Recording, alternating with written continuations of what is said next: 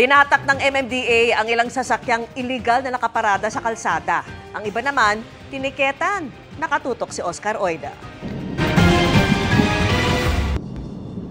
Pinasadahan ng mga tauhan ng MMDA Special Operations Group ang Andrews Avenue sa Pasay kung saan ilang mga sasakyan ang iligal na nakaparada sa lugar. Gaya ng taxing ito na ang paliwanag. Kaya nga po sir, marami naman nakaparada sir, nagpahinga lang ako sa glit. Sa may Aurora Boulevard naman, isang AUV ang hinatak matapos iwanang unattended sa may bangketa. Sinubukan pang umalma ng driver na dumating kinalaunan. Baka pwede makiusap lang. Nabigay na po namin sa Boss, inyo. pasensya na lang boss. Bossing, kumain lang naman ako eh. Pero ang ending, nahatak pa rin. Sa may EDSA Malibay naman, wala ring kawalang elf truck na ito na iniwan umano ng driver sa harap ng isang junk shop.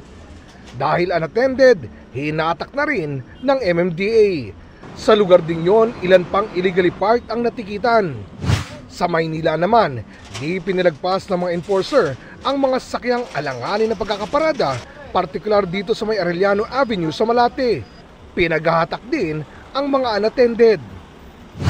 Muli ring pinasadahan ng mga taga-MMDA ang Chinoros Extension sa may boundary ng Makati at Taguig na madalas narereklamo dahil sa bagal ng daloy bunsod ng illegal parking. Hanggang kanina, marami pa rin silang natikitang mga jeep na animoy nagte-terminal na umano sa lugar.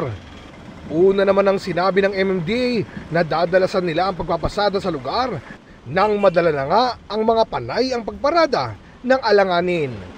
Para sa GMA Integrated News, Oscar Oida, nakatutok, 24 oras.